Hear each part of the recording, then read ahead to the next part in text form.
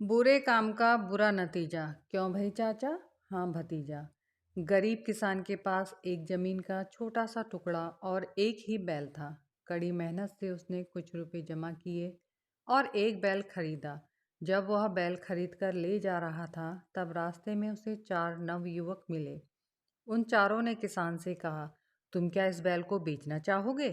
किसान ने मन ही मन में सोचा, मैंने यह बैल 1,000 रुपये में खरीदा है और अगर इसे बेचकर अधिक रुपए मिले तो मैं इसे बेच दूंगा और इससे ताकतवर बैल खरीदूंगा।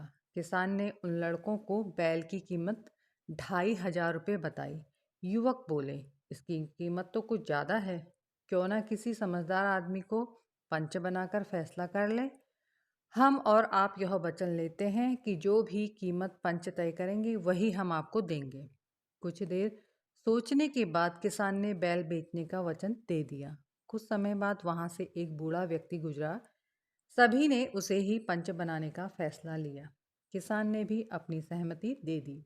वास्तव में वह चारों युवक ठग थे और वह बूढ़ा व्यक्ति उनका बाप था। उन्होंने अपने बाप को ही पंच बना दिया। पंच बने व्यक्ति ने बैल की कीमत मात्र 250 रुपये तय की। वचन से बंधे किसान को 250 रुपये में बैल बेचना पड़ा।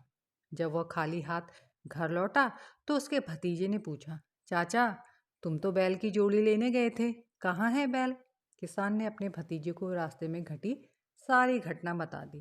भतीजा समझ गया कि वह सब लोग ठग थे जिन्होंने चाचा को ठग लिया। भतीजे ने मन ही मन में ठान लिया था कि वह ठगों को मजा चखाकर रहेगा।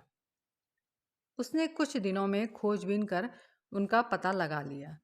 फिर एक दिन उसने अपने चाचा को अपनी योजना बताई। अगले दिन किसान का भतीजा एक सुंदर युवती के भेष में उन चारों भाइयों से मिला और उसमें से किसी एक के साथ विवाह करने की इच्छा जताई। चारों भाई तैयार हो गए और आपस में एक दूसरे से बहस करने लगे कि मैं शादी करूंगा, मैं शादी करूंगा।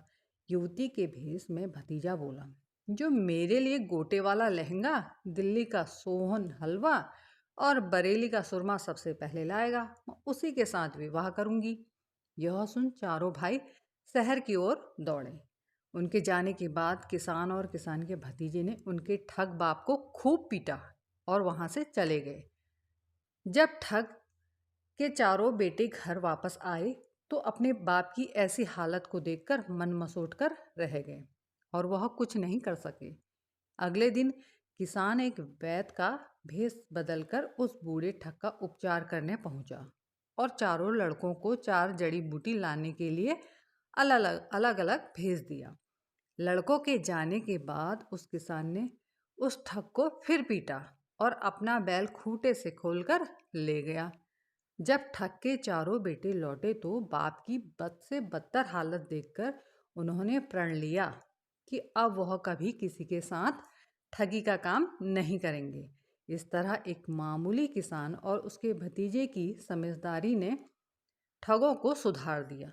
मॉरल ऑफ द स्टोरी, बुरे कर्म करने पर हमेशा बुरा ही परिणाम मिलता है। क्यों भाई चाचा? हाँ भतीजा। कहानी देखने व सुनने के लिए आप सभी का बहुत बहुत धन्यवाद। अगर आपको मेरे द्वारा सुनाई गई कहानी पसंद आती है तो प्लीज़ मेरे चैनल को सब्सक्राइब करें, लाइक करें, शेयर करें, कमेंट करें। धन्यवाद।